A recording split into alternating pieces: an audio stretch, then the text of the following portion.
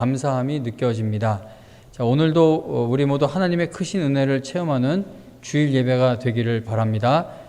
사도신경으로 다 같이 신앙을 고백하겠습니다. 전능하사 천지를 만드신 하나님 아버지를 내가 믿사오며 그 외아들 우리 주 예수 그리스도를 믿사오니 이는 성령으로 잉태하사 동정녀 마리아에게 나시고 본디오 빌라도에게 고난을 받으사 십자가에 못 박혀 죽으시고 장사한 지 사흘 만에 죽은 자 가운데서 다시 살아나시며 하늘에 오르사 전능하신 하나님 우편에 앉아 계시다가 저리로서 산 자와 죽은 자를 심판하러 오시리라. 성령을 믿사오며 거룩한 공회와 성도가 서로 교통하는 것과 죄를 사하여 주시는 것과 몸이 다시 사는 것과 영원히 사는 것을 믿사옵나이다. 아멘. 찬송가 310장 찬송 부른 후에 이주영 청년 기도해 주시겠습니다.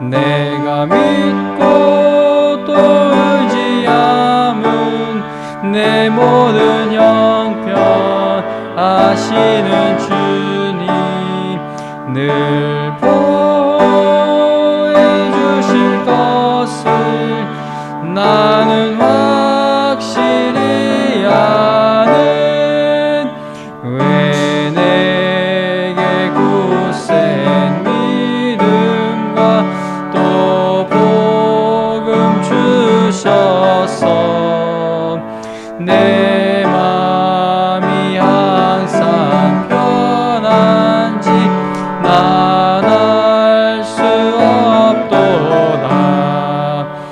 내가 믿고 또 의지함은 내 모든 형편 아시는 주님 늘 보호해 주실 것을 나는 확실히 아는 왜 내게 성령 주셔서 내 마음 감동해 주 예수 믿게 하는지 난 알 수 없도다.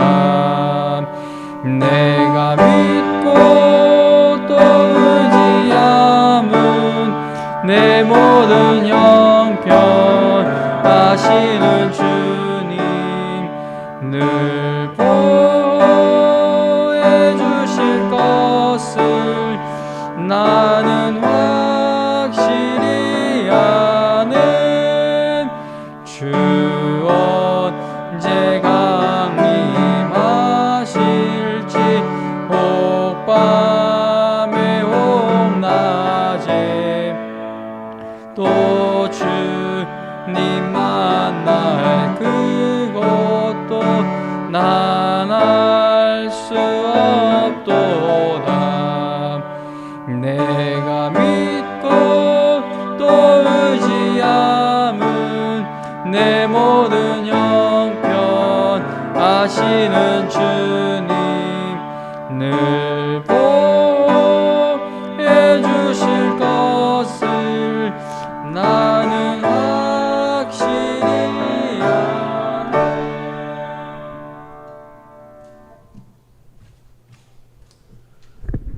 다 같이 눈을 감고 고개 숙여 주님께 기도드리겠습니다. 고맙고 감사하신 하나님 아버지, 또 한 주 동안 우리 사랑하는 청년들을 지켜주시고 또 이렇게 거룩한 맥주 감사 주일에 맞게 하심을 감사합니다. 하나님 아버지, 이 주일을 맞이하여 저희가 얼마나 감사한지 모릅니다. 부족한 저희들의 죄를 많이 지었는데도 항상 용서하여 주시고 또 저희들 끝까지 포기하지 않으시고 인도해 주시는 은혜 감사합니다. 항상 이 마음을 저희들이 유지하고 더더욱 주님께서 영광 돌리는 우리 청년들이 될 수 있도록 주님께서 은혜를 부어 주시옵소서. 코로나가 점점 더 심해지고 있습니다. 하나님 아버지, 세상 사람들은 딴 과학이라던가 여러 가지 세상적인 것을 의지하지만 저희는 오로지 하나님밖에 의지할 분이 없다는 것을 고백합니다.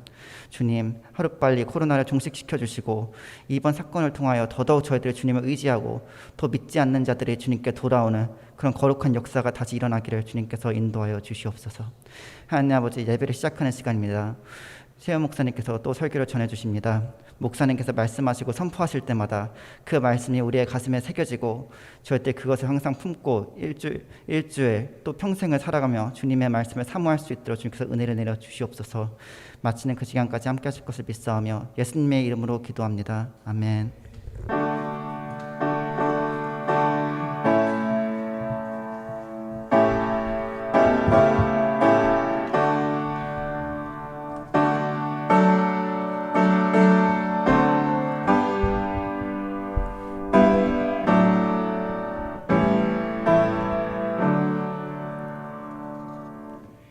우리가 함께 은혜 받을 하나님의 말씀은 창세기 25장 21절에서 26절입니다. 창세기 25장 21절에서 26절 읽어드립니다. 하나님의 말씀 읽어드립니다. 이삭이 그의 아내가 임신하지 못하므로 그를 위하여 여호와께 간구하매 여호와께서 그의 간구를 들으셨으므로 그의 아내 리브가가 임신하였더니 그 아들들이 그의 태 속에서 서로 싸우는지라 그가 이르되 이럴 경우에는 내가 어찌할꼬 하고 가서 여호와께 묻자온데 여호와께서 그에게 이르시되 두 국민이 네 태중에 있구나 두 민족이 네 복중에서부터 나누이리라 이 족속이 저 족속보다 강하겠고 큰 자가 어린 자를 섬기리라 하셨더라. 그 해산 기한이 찬즉 태에 쌍둥이가 있었는데 먼저 나온 자는 붉고 전신이 털옷 같아서 이름을 에서라 하였고 후에 나온 아우는 손으로 에서의 발꿈치를 잡았으므로 그 이름을 야곱이라 하였으며 리브가가 그들을 낳을 때에 이삭이 60세였더라. 아멘. 먼저 시작하시는 하나님의 놀라운 은혜라는 제목으로 하나님의 말씀 증거하겠습니다.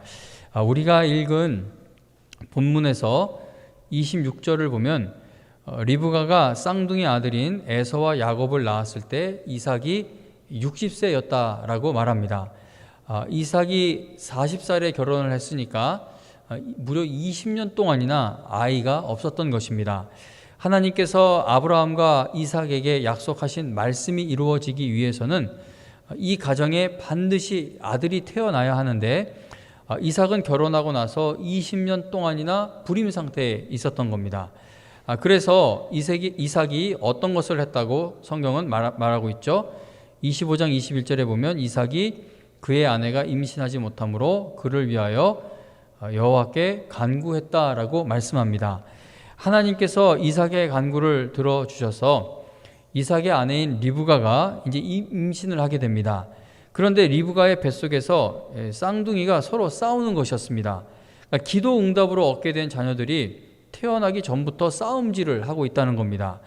태 속에 있는 아이들이 심하게 싸우자 리브가가 하나님께 제가 어찌해야 합니까? 라고 여쭈어 보았습니다. 그러니까 이게 그냥 태동 정도가 느껴진 게 아니라 이건 정말 이게 막 배가 아마 아팠을 것 같은데 정말 이게 심하게 애들이 싸운 겁니다. 뱃속에서. 자, 하나님 이게 어떻게 제가 뭘 해야 합니까?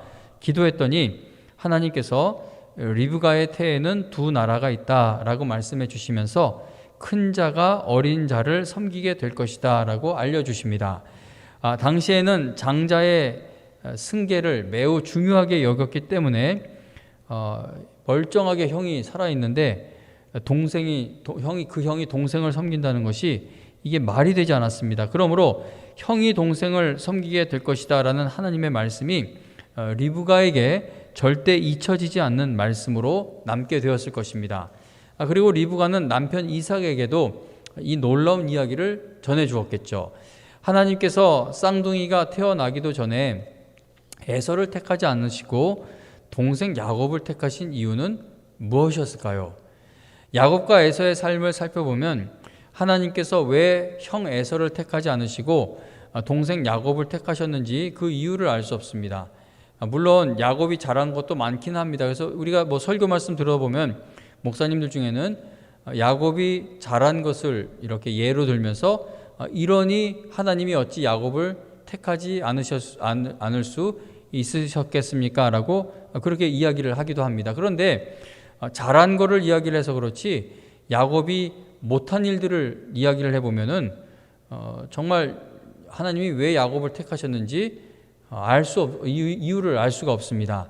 우리는 하나님이 누군가를 선택하셨을 때는 그럴 만한 이유가 있을 것이다 라고 생각을 하기가 쉽다는 것이죠. 그러나 성경을 읽어보면 하나님께 택함 받는 것은 오직 하나님의 은혜로만 이루어지는 일인 것을 깨닫습니다. 아브라함이 저질렀던 실수 한번 생각해 보세요. 아브라함이 이제 약속의 땅에 기근이 드니까 먹을 양식을 찾기 위해 애굽으로 가버립니다. 근데 이제 애굽에 갔는데 그 아내가 아마 예뻤던 것 같아요. 그래서 사람들이 내 아내를 빼앗으려고 나를 죽이면 어떻게 하나 이제 그게 걱정이 되어서 이제 아내가 아니라 내 누이라고 이제 그렇게 이야기를 하죠. 그래서 바로가 아내가 아니라고 하니까는 그러면 네 누이가 되는 사람을 내가 좀 데리고 가겠다. 그래서 아브라함이 줘버려요. 그래서 이제 아내가 바로에게 가게 되었을 때 그때 하나님이 개입해 주셔서 사라를 지켜주지 않으셨다면 그 가정에 이삭이 태어날 수 없게 되었을 것입니다. 그러니까 다시 말하면 아브라함이 아내를 바로에게 주었던 그 행동은 하나님의 계획을 완전히 망치는 것과 같은 아주 큰 잘못이었다는 겁니다. 그리고 다윗이 밧세바와 간음죄를 지었을 때 하나님께서 그의 죄가 용서받을 수 있는 그 은혜의 길을 열어놓지 않으셨다면 다윗의 계보에서 예수 그리스도가 오실 수 없게 되었을 겁니다. 그리스도인들을 잡아 죽이는 일에 힘을 다하고 있던 사울을 예수님이 찾아와 주시고 그를 만나 주셨기 때문에 그가 사도가 될 수 있었던 것이었죠. 이렇게 하나님께서 우리를 택하여 주시는 것, 누군가를 택해 주시는 것에는 인간의 공로가 전혀 들어있지 않다는 겁니다. 하나님께서 아브라함과 야곱을 택하신 것은 이게 인간의 지혜로는 설명될 수가 없는, 이해가 될 수 없는 하나님의 은혜라는 것이죠. 왜 우리에게 하나님의 말씀이 믿어지게 하셔서 우리가 구원받게 하셨는지 우리는 그 크신 하나님의 은혜와 사랑을 다 깨달을 수가 없다는 겁니다. 야곱의 삶을 살펴보면 볼수록 하나님께서 그를 택해 주시고 그리고 그로 하여금 이스라엘의 12민족이 시작된 것이 하나님의 크신 은혜라는 것을 더욱더 깨닫게 됩니다. 여러분, 야곱의 가정에서 일어났던 불신앙의 일들을 한번 생각해 보세요. 창세기 27장 2절에 보면 이삭이 아들 에서에게 이제 내가 늙어서 언제 죽게 될지 모르겠다라고 말합니다. 이 말을 할 때 이삭의 나이가 132세쯤 되었는데 이제 그는 눈도 잘 보이지 않고 몸도 좋지 않았습니다. 그런데 이삭의 이복형인 이스마엘은 137세에 죽었습니다. 그러니까 형이 137세에 죽었으니까 동생인 이삭이 내가 이제 132세이니까 132살이 되었으니까 나도 이제 죽을 때가 가까웠겠구나라고 생각을 했을지도 모릅니다. 그런데 이삭이 몇 살까지 살죠? 이삭은 180세까지 살았습니다. 이삭은 내가 이제 죽을 때가 다 된 것 같다라고 말을 하고서도 한 50년 정도를 더 살았다는 겁니다. 이삭뿐만 아니라 그의 아내 리브가와 아들 에서와 야곱도 이삭이 곧 죽게 될 것으로 생각을 했던 것 같습니다. 그래서 리브가는 하나님께서 동생에게 주시기로 한 약속과 축복을 혹시 형 에서가 받게 될까봐 걱정을 하기 시작합니다. 하나님의 약속이 이루어지지 않게 될까봐 두려워하게 된 리브가가 어떤 일을 저질렀습니까? 남편이 맏아들 에서에게 축복 기도하려는 사실을 알아챈 리브가는 동생 야곱을 형처럼 위장을 시켜 아버지 이삭에게 들여보냅니다. 리브가는 하나님의 약속은 하나님의 방법으로 하나님이 정하신 때에 이루어져야 한다는 사실을 알지 못했던 것이죠. 그래서 그는 자기 힘으로, 즉 인간의 계획과 방법으로 하나님의 축복을 가져오려고 했습니다. 이삭의 집안은 대를 이어 평생 하나님을 믿어온 가정입니다. 아버지가 아브라함이었으니까 뭐 신앙의 교육은 엄청나게 받았겠죠. 그런데 이 가정의 모습을 보면은 하나님에 대해 깊이 알지 못하고 있고, 그리고 불신앙적인 일들이 너무나 크게 벌어지고 있습니다. 야곱이 아버지 이삭을 속이는 이야기를 생각해 보세요. 어느 날 야곱이 팥죽을 쓰고 있는데 형 에서가 배고프다며 집으로 돌아옵니다. 허기진 에서는 야곱에게 팥죽 한 그릇을 달라고 요청했죠. 그러자 야곱은 그 기회를 놓치지 않고 이 음식을 주는 대가로 자기가 엄마 뱃속에서부터 그토록 원하고 있던 장자권을 달라고 형에게 요구합니다. 그러니까 이게 한 번 욕심낸 거는 끝까지 집착하는 것이 야곱이었는데, 그런데 야곱은 어떤 영적인 복을 받기 위해 장자권을 탐냈던 것으로는 보이지 않고, 아마 야곱은 장자권의 특혜를 쟁취하기 위해 그렇게 그 장자권을 얻으려고 노력을 했던 것으로 생각됩니다. 그래서 여러분, 에서하고 야곱을 비교를 해보면 야곱이 에서보다 더 나아 보이는 것이 별로 없어 보인다는 것이죠. 야곱이 에서보다 더 선해 보이지도 않습니다. 오히려 에서가 더 남자답고 화끈하고 아버지 말도 잘 듣는 것 같고 아버지가 더 좋아하는 데는 그만한 이유가 있지 않았겠습니까? 그런데 하나님은 왜 야곱처럼 허물 많은 사람을 택하셔서 하나님의 뜻을 이루어 가신 것입니까? 야곱과 에서 둘 다 보면은 둘 다 하나님께 쓰임받을 만한 모습이 아니었어요. 그런데 하나님은 그들 중 한 사람 야곱을 택하셔서 하나님의 약속의 그 놀라운 말씀들을 이루어 가셨다는 겁니다. 참 이상하지 않습니까?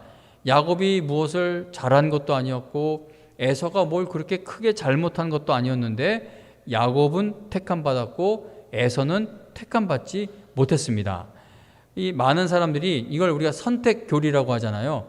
근데 많은 사람들이 이 선택 교리에 의문을 품고 불만을 표시합니다. 하나님이 불공평하다고 생각을 하며 선택 교리에 대해 분노하는 사람들이 많습니다.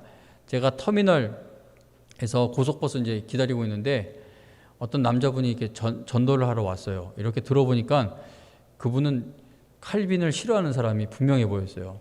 그래서 나는 하나님이 나를 택하셔서 구원받았다고 딱 했더니 거기서 열받은 거예요. 그래서 전도를 하러 왔다가 제가 칼빈 얘기를 하니까 너무 화가 나가지고 선택교리가 그게 말이 되냐고, 그게 누구는 택하고 누구는 버려서 구원받고 구원받지 못하는 거 그것처럼 불공평한 일이 어딨냐고 막 화를 내서 왜 화내시냐고 전도하러 와서 그러지 말라고 이제 그렇게 얘기하고 난 버스를 타러 갔던 적이 있는데, 우리가 선택 교리에 대해 오해를 하지 않으려면 모든 인간이 죄인으로 태어난다는 사실을 먼저 알아야 합니다. 그러니까 여러분, 이 선택 교리라는 것이, 그러니까 하나님이 누구를 택해서 그가 구원받을 수 있다라는 이 교리가, 이 말씀이 불공평한 것이 되려면 먼저 모든 사람이 하나님의 선택을 받을 만한 자격을 갖고 태어나야 할 것입니다. 그러니까 이렇게 생각해 보세요. 선택받을 자격이 있는데 하나님이 그를 선택하지 않으신 거라면 그건 불공평한 것이 되는 것이죠. 그러나 아담이 범죄한 이후 모든 인간은 부패한 본성을 가지고 태어나기 때문에 우리가 하나님의 사랑을 받게 되는 것이 결코 당연한 일이 될 수가 없다는 겁니다. 모든 인간은 하나님의 사랑을 받기에 부적격한 상태에 있기 때문에 하나님께서 인류 속에서 사람들 아무도 구원하지 않으셔도 어느 누구도 할 말이 없는 겁니다. 하나님께서 에서를 택하지 않으셨기 때문에 하나님은 불공평하다라고 말하는 것은 모든 인간이 죄인이다라는 사실을 망각한 채 주장하게 되는 잘못된 항변이라는 것이죠. 하나님께서 에서나 야곱을 택해야 할 의무가 전혀 없으십니다. 우리는 하나님의 공평함을 따질 만한 위치에 있지 않다는 겁니다. 본래 모두가 다 에서와 같은 위치에 있어야 마땅하기 때문인 것이죠. 그러나 하나님께서는 수많은 사람들 중 하나님의 기쁘신 뜻을 따라 우리를 택하셨다고 성경은 말씀합니다. 우리가 하나님을 먼저 찾았기 때문에 하나님이 우리를 택하신 것이 아니라 하나님이 먼저 우리를 선택하시고 하나님이 먼저 은혜와 사랑을 베푸셨다라고 성경은 말씀합니다. 나 같은 사람이 하나님께 택함 받고 쓰임 받는 것은 정말 이해가 되지 않는 하나님의 놀라운 은혜이고 사랑인 겁니다. 이 세상에 나보다 하나님의 일에 훨씬 크게 도움 될 사람들이 얼마나 많습니까? 진짜 많지 않아요? 저는 지금 지난주에 원로 목사님 탄자니아로 다시 가신다고 해서 춘천 하루 애들 다 데리고 갔다 오고, 또 장례가 갑자기 나서 어디였죠? 전남 어디였는데 거기 갔다 오고, 그리고 이제 오늘부터 직분자 교육이 시작이 돼서 어젯밤 몇 시까지 준비했는지 모르겠어요. 그거 하고 이제 9시 예배, 11시 예배, 12시 반에 직분자 교육, 그리고 지금 이것까지 하고 있어요. 이게 지금 발음이 새고, 지금 안간힘을, 여러분 내가 발음이 새나가지 않으려고 지금 마스크가 가리고 있어서 그렇지 진짜 온 힘을 다하고 있어요. 근데 이럴 때 하나님 앞에 너무 죄송한 거예요. 이렇게 체력이 저질인 사람 말고 체력이 엄청나게 좋은 사람들이 세상에 많은데, 하나님이 나 같은 자에게 이러한 기회를 주시는 이유는 뭘까? 세상에는 나보다 하나님 일을 더 잘할 수 있는 사람들이 참 많은데, 그 사람들이 예수님을 믿는 게 아니라 나 같은 사람이 예수님을 믿게 된 것은 이게 도대체 무슨 일인가? 나보다 착한 사람들이 세상에 얼마나 많은지 모릅니다. 그래서 나 같은 사람이 어떻게 구원받게 되었는지 이게 도무지 이해가 되질 않습니다. 그런데 성경에 보니까 하나님이 먼저 나에게 은혜를 베푸셨기 때문에, 하나님이 나를 먼저 사랑하셨기 때문에 그래서 내가 구원받게 되었다라는 사실을 말씀하고 있습니다. 그래서 이 선택 교리라는 건 구원받기 전에는 이해가 되지 않아요. 근데 이건 구원받고 나서 이해가 될 수 있는 교리예요. 그러니까 내가 구원받은 게 내가 말씀을 듣고 내가 믿겠습니다 해서 구원받은 건 줄 알았는데, 신앙생활을 해보니까 그게 아니에요. 구원받고 나서도 내가 천국까지 못할 짓을 얼마나 많이 하는지 몰라요. 그래서 의문이 생기는 거. 아니 내가 이거 어떻게 구원받았지? 성경을 찾아보니까 내가 구원받을 수 있었던 것은 나의 어떤 잘난 것이 있거나 앞으로 내가 잘날 것이기 때문에 하나님이 구원하신 게 아니라, 우리가 알지 못하는 하나님만이 아시는 나를 사랑하시는 그 마음으로, 그 은혜로 우리를 구원하셨다라고 성경은 이야기하고 있는 겁니다. 그래서 선택 교리를 놓고 왜 하나님은 누구를 택하시고 누구를 택하지 않으셨냐? 구원받지 못하는 것은 누구의 책임이냐를 따지기 시작하면 이 선택 교리를 평생 깨닫지 못합니다. 하나님께서 선택 교리를 우리에게 알려주시는 것은 구원받는 것에 있어서 책임론을 말씀하시기 위함이 아니라 하나님의 은혜를 알려주시기 위해서입니다. 하나님께서는 택하신 자들을 하나님의 백성으로 빚어가시죠. 하나님께서는 고집이 세고 잔머리 굴리고 사기를 쳐서라도 원하는 것을 이루려고 했던 야곱이 결국은 이스라엘이라는 새 이름을 얻게 하셨습니다. 그런데 야곱은 이스라엘이라는 새 이름을 얻은 후에도 여전히 야곱의 삶을 반복했습니다. 그러나 야곱을 이스라엘로 택하신 하나님은 끝까지 은혜와 사랑으로 야곱을 추격하는 것을 멈추지 않으셔서 야곱이 결국은 이스라엘이라는 그 이름으로 하나님께서 예비해 두신 그 복과 은혜를 받아 누리게 하십니다. 그래서 이 선택교리라는 것은 하나님의 은혜와 사랑이 얼마나 놀라운지를 우리로 하여금 알게 해줍니다. 하나님이 우리를 먼저 찾아와 주시고 먼저 사랑해 주지 않으셨다면 우리는 이 놀라운 구원의 여정을 절대 시작할 수 없었을 겁니다. 하나님은 구원받을 자격 없는 우리를 택해 주시기만 한 것이 아니라 우리를 포기하지 않고 계시고 또 우리를 끝까지 인도해 가십니다. 하나님이 한번 택한 자녀를 절대 포기하지 않으시기 때문에 우리는 오늘도 내일도 천국을 향해 나아갈 수 있게 되었다는 것이죠. 여러분, 이 구원의 은혜라는 것은 인간의 이성으로는 절대 다 이해가 되지 않습니다. 하나님께 택함받은 야곱을 보면은 그는 거짓말을 동원하여 하나님이 약속하신 장자권을 얻어냈죠. 또 야곱은 늘 자기중심적이었습니다. 물론 야곱이 하나님을 믿기는 했지만 그러나 그가 하는 행동들을 보면 그는 하나님을 잘 몰랐고 또 하나님을 믿는 사람으로서 어떻게 살아야 하는지도 몰랐습니다. 하나님께서는 그러한 야곱을 방치해 두지 않으시고 야곱의 불신앙을 깨트려 가시며 그의 믿음을 다듬어 가셨습니다. 야곱은 늘 자기 머리를 굴려 살 길을 찾아내었던 사람인데 야곱은 하나님께서 약속하신 복을 받기를 바라면서도 모든 일들을 항상 불신앙적인 방법으로 해결해 보려고 했습니다. 야곱은 하나님이 약속하신 복을 받으려고 하나님의 이름을 팔아가며 거짓말을 하기도 했죠.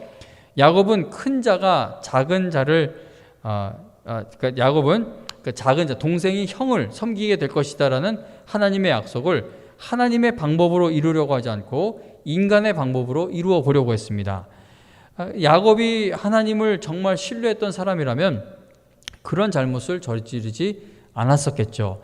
하나님께서는 야곱이 그런 불신앙을 자꾸 저지르는 것을 깨트리기 위해 이제 그를 훈련시키시는데, 그 야곱이 형을 피해 도망간 곳에 누가 기다리고 있었습니까? 삼촌 라반이 기다리고 있었는데 이 형과 아버지에게 사기친 야곱이 삼촌 라반 아래 밑에서 무려 20년 동안이나 착취당하는 생활을 하게 됩니다. 신앙생활을 하기 좋은 여건 속에서 믿음이 성장하기보다는 신앙생활하는 것에 많은 방해를 받는 어려운 상황에서 믿음은 성장하게 됩니다. 여러분, 그 성령의 열매를 한번 생각해 보세요. 하나님께서는 우리를 사랑이 넘치는 곳에 보내셔서 늘 나하고 관계가 좋은 그러한 사람들 속에만 우리를 보내셔서 사랑이나 오래 참음의 열매를 열리게 하시질 않아요. 우리가 정말 견디기 힘들고 또 용서하기 힘든 관계 속에서 우리에게 성령의 열매가 열리게 하십니다. 성령의 열매와 반대되는 환경과 그 여건 속에서 훈련받아야 성령의 열매가 열리게 된다는 겁니다.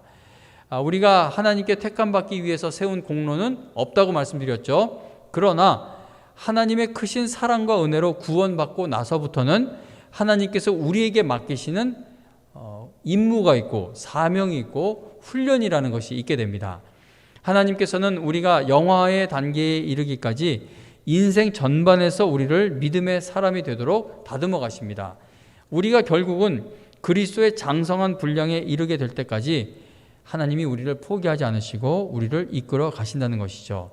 실수나 실패가 없으신 하나님이 우리를 먼저 택하여 주셨고 우리를 먼저 사랑해 주셨으며 또 구원에 필요한 모든 일들을 먼저 시작하셨기 때문에 우리의 구원은 결국 완성될 것입니다.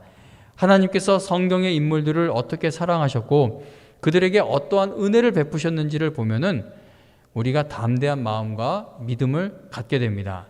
시편 146편 5절에 보면 시편 기자가 야곱의 하나님을 자기의 도움으로 삼으며 여호와 자기 하나님에게 자기의 소망을 두는 사람은 복이 있다라고 외칩니다.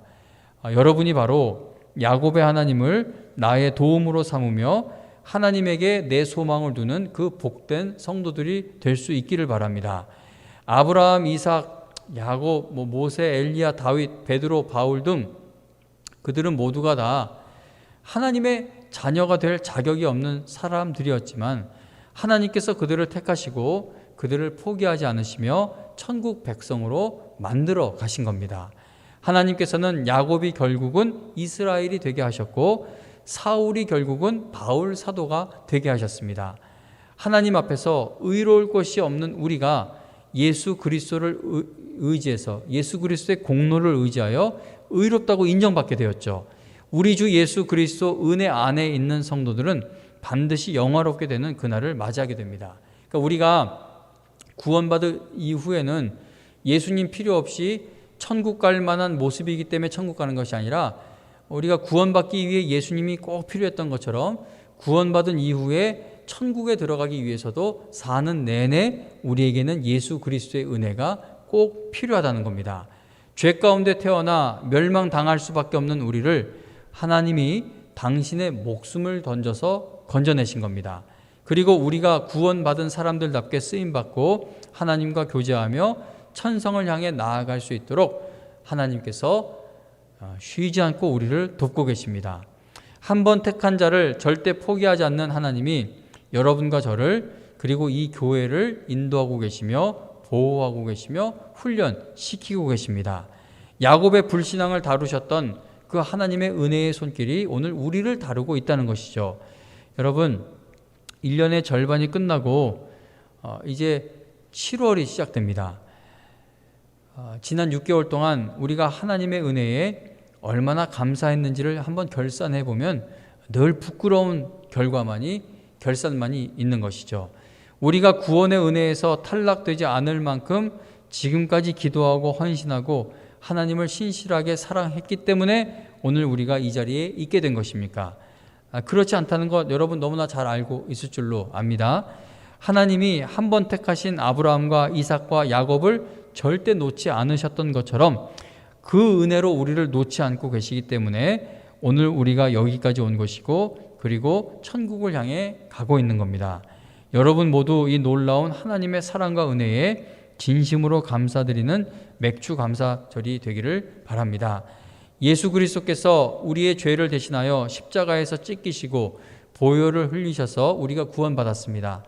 하나님께서 나를 구원하신 놀라운 은혜와 사랑을 더욱더 깊이 깨달아가야 여러분들이 흔들리지 않을 수가 있고 불신앙의 길로 가지 않을 수가 있는 겁니다. 여러분 지난주에 아마 애들이 받아온 전단지 같아요. 제가 이제 어저께 막 새벽 2시가 돼도 3시가 돼도 제가 어제 진짜 이번 주는 너무 이게 시간이 쫓겨서 어제 새벽에 심각하게 고민해 봤어요. 내가 지금 설교를 부탁할 사람이 누가 있을까? 근데 없는 거예요.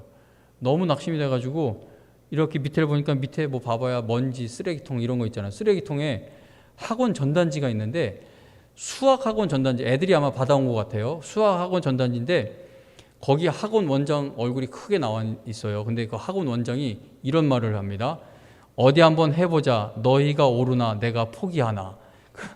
내가 포기하나라는 그 글자 위에 점까지 찍어 놓고요. 그 말이죠. 너희들 그 성적이 실력이 오르나 내가 포기하나 어디 한번 해보자는. 그러니까 뭐예요? 원장님이 절대 포기하지 않겠다는 그런 약속이죠. 근데 이 약속이 이 원장님이 진짜 이 약속을 100% 지킬 수 있는 분이라면 나는 전 재산을 팔아서라도 내 애들을 여기다가 보낼 거예요. 그렇게 책임져 줄 수 있는 누군가가 있다면 거기다가 올인할 만한 가치가 있어요. 근데 세상은 이렇게 끝까지 책임져 주는 것이 없다는 겁니다. 근데 하나님은 책임져 주세요.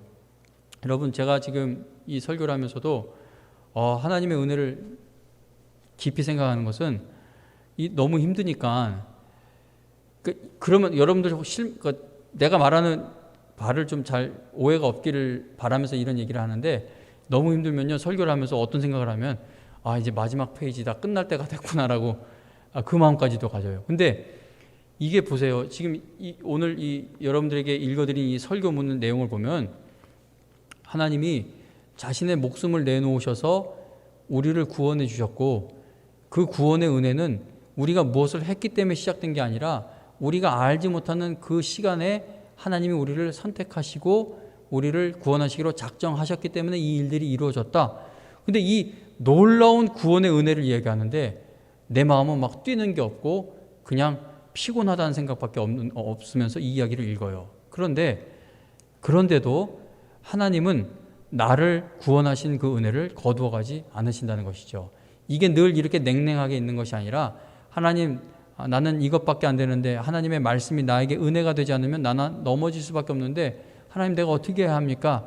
이 마음을 가지고 하나님 앞에 나아가보면 지금은 아무 감정 없이 읽던 이 말씀도 하나님이 이 마음을 깨트려 주셔서 다시 은혜의 마음으로 이렇게 세워주시는 것을 경험을 하게 됩니다. 어디 한번 해보자. 너희가 오르나 내가 포기하나. 이거는 사람이 하면 지킬 수 없는 약속이지만 하나님이 이 말씀을 하실 때는 반드시 지켜지는 약속이 됩니다. 하나님께서 택한 자를 포기하지 않으신다는 사실은 이미 성경에서 확실하게 증명하고 있고 보증하고 있는 사실입니다. 여러분, 그러므로 어떤 일을 당해도 여러분들을 결코 포기하지 않는 하나님을 의지하며 힘을 낼 수 있기를 바랍니다. 여러분, 청년의 때잖아요. 살아오면서 청년이지만 힘든 일들이 있었을 것 같아요. 정말 많이 힘든 일이 있었을 거고 또 앞으로 살아가면서 힘든 일이 참 없으면 좋겠지만 힘들어요. 사는 게 계속 힘들어요. 애들 핸드폰 케이스를 사줬는데 은노가 블랙팬서 애들 중에 하나가 블랙팬서 케이스를 샀어요.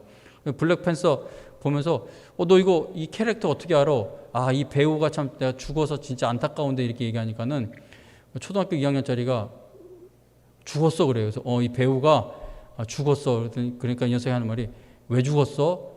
피곤해서 죽었니요. 그래서 내가 야 피곤해서 죽으면 우리 다 죽어야 돼. 그거 어떻게 그거 어떻게 살아? 그렇게 얘기를 했었는데 여러분 사는 게 정말 피곤하다고 느껴지는 때가 와요.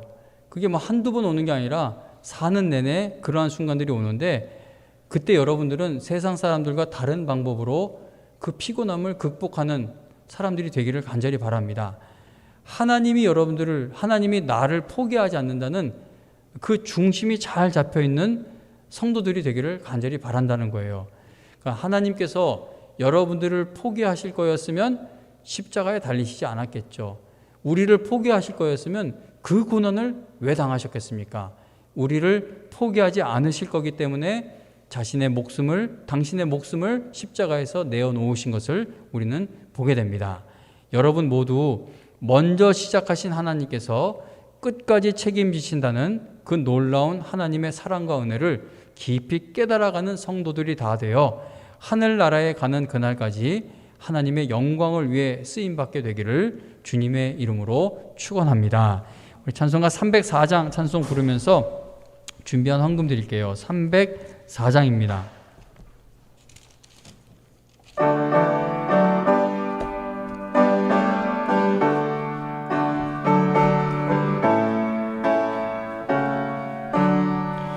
그 크신 하나님의 사랑 말로 다 영 못하네.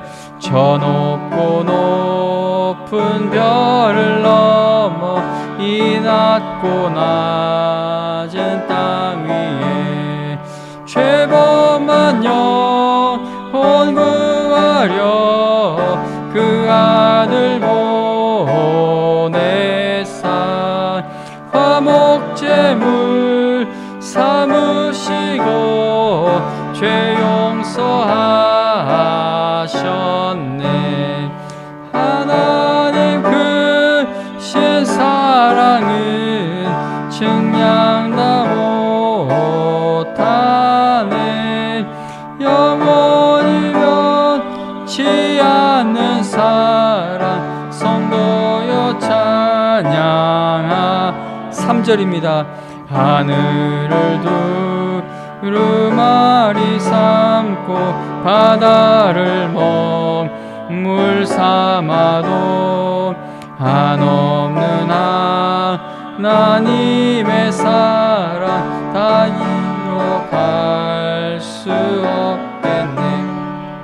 하나님의 크신 사랑 그 어찌 닿았을까. 저 하늘로 비싸도 채우지 못하리. 하나님 크신 사랑은 증량 다 못하네. 영원히 변치 않는 사랑 성도여 찬양하세. 아멘. 기도드립니다.